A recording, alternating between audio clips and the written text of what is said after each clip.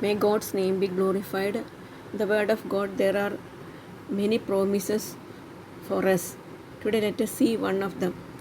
Matthew chapter 5 verse 3. Blessed are the poor in spirit, for there is the kingdom of heaven. Usually we think that if we are rich, then we are blessed. In the natural life, when we see people who are very, very rich and have everything they wanted, then we say they are blessed. When we see some people who are very poor and struggling to live, then also we said they are in a hopeless condition.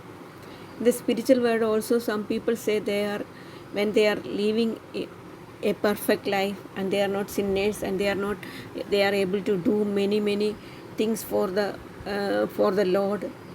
They can preach, teach, and sing, and like that. Then we will say, oh, they are really blessed people.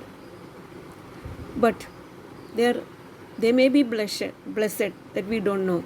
But the word of God says, blessed are the poor in spirit, for there is the kingdom of heaven. This is a promise for his children. The day they realize that they are sinners and they need salvation and they accept Jesus as their Savior, they become blessed. This promise becomes theirs. In our daily life also, if we realize that we are nothing, what we are doing is only by the grace of God. Without God, we will not be able to do anything. If we have got that realization that we are nothing, then we become blessed. Others will be able to see God's greatness through our life, not our greatness. His greatness through our life. Not our wisdom and our ability, but God's grace and love.